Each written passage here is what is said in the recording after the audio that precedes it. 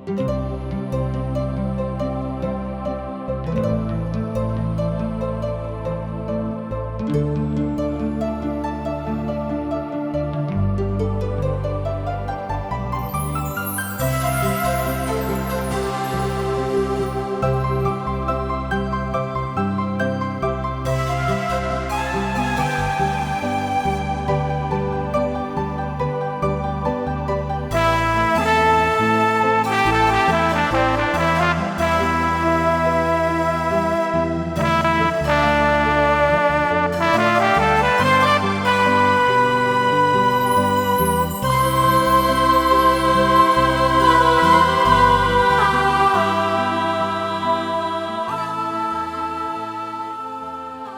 जिंदगी हमके एक के बार मिलेला। जिंदगी बहुते अनमोल हवे। अगर ए जिंदगी का जैसन जिए के चाही वैसे ही नहीं जियत तो जिंदगी नीरस हो जाई। यही खातिर TWR इंडिया जिंदगी के राह कार्यक्रम प्रस्तुत करता कि आपके परमेश्वर के रास्ता में आगे बढ़े में मदद कर सके और आप सब मस्त जिंदगी जी सकें। कृपा करके देखी सुनी जना से परमेश्वर आपकी जिंदगी का रास्ता बतावे वाला ठहरस। भाई बहन, सुलेमान के पास जकरा किन्ने बहुते धन दौलत रहे, उ बढ़िया और सच्चा दृष्टिकोण के खातिर बहुते चीज सब के खरीद सकत रहन। मित्रता एकरा बारे में जानकारी खातिर रुआ हमरा संगे आपन पवित्र शास्त्र बाइबल निकाल लेनी। हाँ तो उनमें देखी नीति वचन के किताब 22 अध्याय के 1 पद एह तरी से बता रहल बा। हम रुआ सामने पढ़ रहल बानी।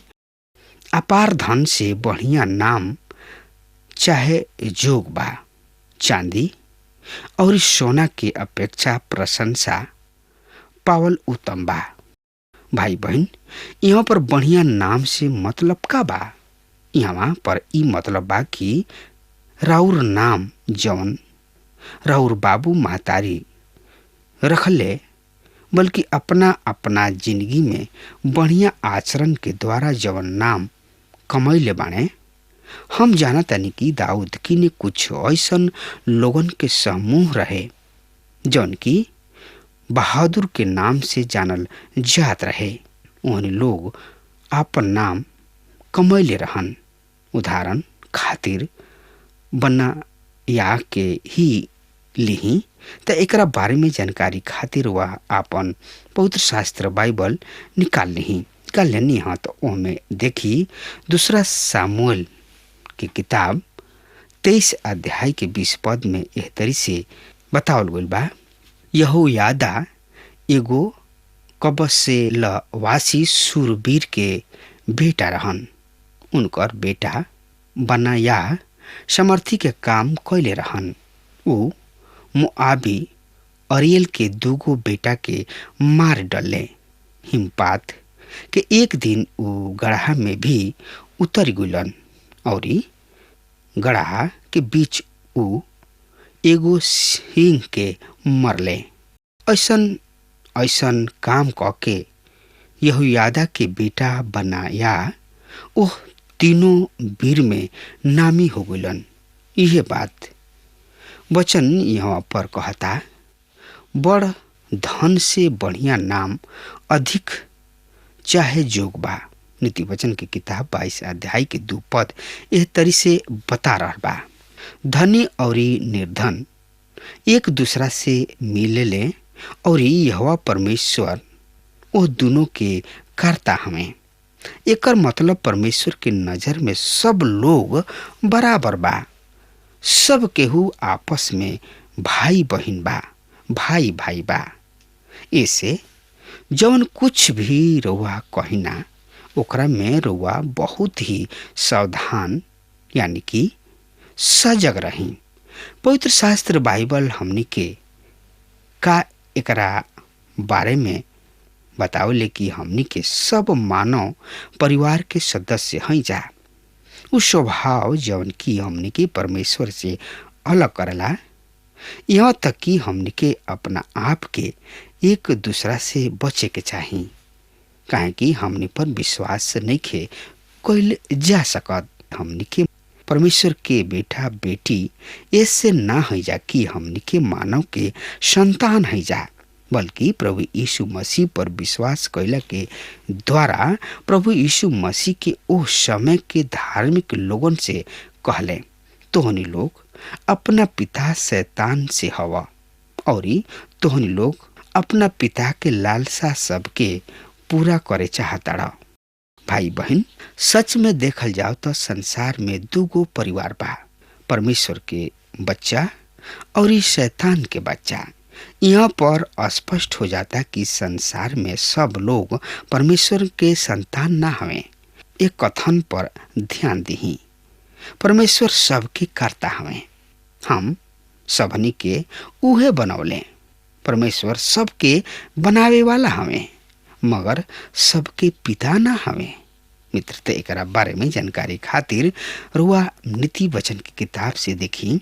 यही अध्याय के 3 पद के हम रुआ सामने पढ़ रहल बानी।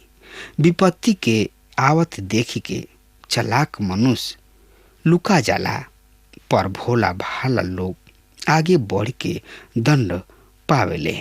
मित्र, कर हुआ एगो तेज दरार आदमी बने चाहता नहीं। वचन के अनुसार वो आदमी मूर्ख हवे जौन की अनंत काल के जिंदगी खातिर अपना तैयारी ना कोइलन। ऐसन बहुत लोग बाणे जौन की अनंत काल के तैयारी के बारे में ना सोचलन। जौन कुछ भी जिंदगी बा सब इहे है। नीति वचन की किताब 22 अध्याय के 4 से 6 पद यह तरी से बतावता। हम रउआ सामने यह पद के पेश कर रहल बानी। नम्रता तथा यहोवा परमेश्वर के भय माने वाला के प्रतिफल धन, सम्मान और जिंदगी है। कुटिल मनुष्य के राह में कांटा और फांदा होला जौन की अपना प्राण के रक्षा करेला। उ उनका से दूर रही। लइकन बच्चन के ओह राह के शिक्षा द जेकरा में ओहनी के चले के बा, और उ बुढ़ापा में भी ओकरा से ना हटी। हमनी के अपना लेखन बच्चन के वही मार्ग के शिक्षा देवे के चाही जेकरा में ओकरा चले के बा। यहाँ पर कहे के मतलब ई बा कि परमेश्वर किने जिंदगी के राह बा, और ये हमनी के अपना लेखन बच्चन के परमेश्वर के राह में चले खातिर सिखावे के चाही। हमनी के बल्कि परमेश्वर के राह में चले सिखावे के चाही। मित्रता एकरा बारे में समझे खातिर रुआ हमरा संगे आपन पवित्र शास्त्र बाइबल निकाल लेनी। हाँ, तो उनमें देखी नीति वचन के किताब 22 अध्याय के 7 से 13 पद में एह तरी से लिखल बा। धनी मनुष्य निर्धन पर अधिकार जतावेला, और उधार देवे वाला के दास हो जाला। बुराई बोवेला, विपत्ति के फसल काटेला, और ओकरा क्रोध के लाठी नष्ट हो जाला।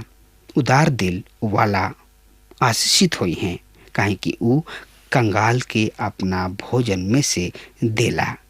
निंदा करे वाला के निकाल द तो विवाद मिट जाई, झगड़ा और अपमान समाप्त हो जाई। जे दिल के पवित्रता के प्रिय जनेला और जकरा होठ में मधुरता रहेला, राजा भी उनकर मित्र बन जाई। यह परमेश्वर के आँख ज्ञान के रक्षा करेले, पर उ विश्वघाती के बात के नष्ट कर देले। 13 पद, आलसी मनुष्य कहलन, बहरी शेर खड़ा बा, गली सब में तो हम मारल जाई। ध्यान दी, यहाँ पर फिर एगो आलसी आदमी मिलता। आलसी आदमी तरह तरह के बहाना बनावेला, काहे कि वो काम कोई ना चाहेला। वो झूठ बोलत रहेला ताकि काम ना करो के पड़े। नीति वचन की किताब 22 अध्याय के 14 और 17 पद यह तरी से बता रहा बा। एकरा बारे में, बेसिया के मुंह तो गहिरा गढ़ा ह जौन की यहोवा परमेश्वर से श्रापित होला, उहे ओह में गिरी। बच्चा के दिल में तो मूर्ता के गांठ लागल रहला, अनुशासन के घड़ी ओकरा के खोल के दूर कर देला। जे आपन धन बटोरे खातिर दरिद्र पर अनहार करला और जे धनवान के भेंट देला उ दोनों कंगाल हो जाई। मित्र, यहाँ पर हमनी के वचन स्पष्ट रूप से बतावता कि हमनी के अपना वचन के ओहनी के मूर्खता के खातिर ताड़ना देवे के चाही, छड़ी लगावे के चाही और ओहनी के सुधारे के चाही, अनुशासित करे के चाही। बढ़िया शिक्षा लेकिन वचन के बुराई पर जय पावे में मदद करेले। मित्र, नीति वचन की किताब 22 अध्याय के 16 से 28 पद में यह तरी से लिखल गइल बा। हम ए पद के पढ़ रहल बानी, रुआ सामने, रुआ ध्यान से सुनी। जे आपन धन बढ़ावे खातिर कंगाल सब पर अंधेर करेला, उजे धनवान के भेंट देला उ दोनों कंगाल हो जाई। आपन कान लगा के बुद्धिमान सबके वचन सुना और हमरा ज्ञान के बात पर आपन मन लगावा, काहे कि यदि तू उन्हें अपना मन में बसा ल, काहे कि ऊ तोहरा होठ से हरदम निकलल करी। ई त मन भावनी बात हुई। हम आज तोहनी लोग के ही ऐसे सिखौनी की तोहनी लोग के भरोसा यहोवा परमेश्वर पर होखे। का हम तोहनी लोग खातिर उत्तम बात अर्थात सलाह और ज्ञान के बात ना लिखनी कि तोहनी लोग सत्य के वचन के सच्चाई जान के उनका के ठीक जवाब दे सका। जे तोहनी लोग के भेज लेबा, कोनो दरिद्र के ऐसे मत लूटा कि वो दरिद्र रहा, ना ही कोनो दुखी के कचहरी में पीसा, काहे कि यहोवा परमेश्वर उनकर मुकदमा लड़ी हैं और जे उनका के लूटेला उनकर प्राण छीन ली हैं। क्रोधी मनुष्य के साथ संगति मत करा और ना तत्काल क्रोध करे वाला के साथ चला, कहीं ऐसा ना होखे कि तू ओहनी लोग के चाल सीखा और तू खुद फांदा में पड़ जा। तू ओहनी लोग जैसन मत बनिहा जौन की हाथ पर हाथ मारेलन, अर्थात दूसरा के कर्ज के जमानती बनलन। यदि तोहरा किने चुकावे खातिर कुछ ना होखे तो केहू तोहरा बिस्तर तोहरा नीचे से काहे खींच ले जाई। ओह प्राचीन सीमा चिन्ह सबके मत हटावा जकरा के तोहार पूर्वज सब खड़ा कइले बाणे। जब परमेश्वर इस्राएली सब के मिस्र से निकाल ले अइले, ऊ ओहनी लोग के एगो देश दिहले। कबहुओ हमनी के ई भूल जाई ना जा कि ऊ प्रत्येक जाति के विशेष भाग के दिहले और हर एगो के अपना अपना जमीनी पर 4 दीवारी बनावल गोइल रहे। एह 4 दीवारी के खातिर पत्थर के खंभा के इस्तेमाल कइले रहन। परमेश्वर अपना जमीनी के चिन्हित करे खातिर एगो विशेष नियम दिहले। व्यवस्था विवरण 19 अध्याय के 14 पद में ई चिन्ह पुस्त द पुस्त तक चलत रहल। ई बहुत ही महत्वपूर्ण बात बा। जब एगो आदमी बूढ़ हो गइल, उनकर कमर नई गइल, आँखी से धुधुरावन लौके लागल, तो हो सकता पड़ोसी थोड़ा अपन खम्हा और आगे उनका जमीनी की ओर 10 फीट बढ़ा के गाड़ी दियो। परमेश्वर की ओर से ये चीज मना ही बा। ये बात के हम रुआ बीच में आत्मिक रूप से रखे चाहतानी। आज हम देखतानी कि लोगन के जिंदगी में विश्वास के चिन्ह हट गइल बा। एकरा के लोग स्वतंत्र दृष्टिकोण भी कहेलन। पौलुस के दिन में जौन शिक्षा दिहल गइल ऊ अभी के समय में ठीक नहीं बैठत। एह तरीका के व्यवहार हमनी के मसीह के ईश्वरीय सिद्धांत से अलग कर सकता। हम तो यह कहे चाहतानी कि हमनी के आधुनिकता के छोड़ के पीछे के तरह जाए के बा, जौन की वचन के सच्चाई है। वो पुराना यानी कि प्राचीन चीन हमनी के राष्ट्र के महान बनावला, काहे कि एकरा में आत्मिक सच्चाई बा वचन के आधार पर। यही अध्याय के 29 पद में लिखल बा, का तू कोनो आदमी के देखताड़ा जौन की अपना काम में निपुण बा? उ तो राजा सबके सामने खड़ा होई, साधारण लोगन के सामने ना। मित्र, बढ़िया काम करे वाला के इनाम मिलेला। मत्ती रचित सुसमाचार 25 अध्याय के 11 पद के हम पढ़तानी, सुनी। ये पद में एह तरी से लिखल बा, बाद में उ दूसर की कुंवारी भी आके कहे लगली, स्वामी, हे स्वामी, हमरा खातिर दरवाजा खोला। मित्र, आई यही लगले रोमियो के पत्री 12 अध्याय के 10 और 11 पद में लिखल बा, भाईचारा के भाव से एक दूसरा से प्रेम करा, परस्पर आदर करे में एक दूसरा से बढ़ के चला, प्रयत्न करे में आलसी मत होखा, आत्मिक उत्साह में परिपूर्ण रहा और प्रभु के सेवा करत रहा।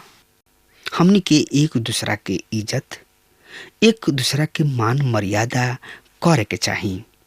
जे प्रभु में बा या प्रभु में नइखे, ओकरो के हमनी के इज्जत देवे के चाही और ये उनका के सिखावे के चाही कि प्रभु ही उद्धारकर्ता हमें। उनका किने आई और अपना आप के जिंदगी के नैया के पतवार बना ली उनका के। मित्र, तो ऐसन कोई कबहू ना भूली, प्रभु महान हमें, प्रभु सृष्टिकर्ता हमें, प्रभु तारनहार, पालनहार, मुक्तिदाता, उद्धारकर्ता हमें। यही से प्रभु यीशु मसीह की ने आई और अपना आप के प्रभु के हवाले कर दी, अपना आप के प्रभु के हाथ में सौंप दी। मित्र, रउआ के एक दूसरा के इज्जत करे के बा, काहे कि प्रभु यीशु मसीह पवित्र हमें। ऐसे हमनियों के उनकर लइका बच्चा है या हमनियों के एक दूसरा के आदर करे में, एक दूसरा के इज्जत देवे में आगे रहे के चाहिए। यह प्रभु के सेवा है, यह प्रभु के सेवकाई है। हमनी के आलसी ना रहे के चाहिए। मित्र, अगर हमनी के आलसी रह जा तो जिंदगी में कुछ ना कर पाइब जा। हमनी के आलसी नहीं के रहे के, बल्कि प्रभु के साथ में रह के मेहनत करे के बा और प्रभु में आगे बढ़े के बा। यह प्रभु चाहेलन कि हमनी के आलसी ना रह जा, बल्कि प्रभु में आगे बढ़त रहे के चाहिए। मित्र, सिर्फ अपने खातिर ही ना सोचे के चाहिए, लेकिन दूसरा लोगन के हित में भी हमनी के सोचे, विचारे और समझे के बा। मित्र, तो आई अपना आप के प्रभु के हवाले करत प्रभु के सेवकाई में जुट जाई जा। अब हमार समय खत्म हो रहा बा, तब तक खातिर रुआ हमरा के आज्ञा दी। परमेश्वर रुआ के बहुते बहुते आशीष दे। आमीन। हमके विश्वास बा कि ई कार्यक्रम आप सब खातिर फायदेमंद सिद्ध भइल हुई। हम चाहतनी कि आप सब अपन अपन आशीष हमरों से बांटी। अगर आप सबके लगे बाइबल से चाहे आपकी निजी जिंदगी से क्यों सवाल होके, चाहे क्यों समस्या खातिर प्रार्थना करावे चाहतनी, तो हमारी फोन नंबर पर जरूर संपर्क करें। परमेश्वर आप सबके बहुत आशीष प्रदान करें और आज का दिन आप खातिर सुखद बनावे।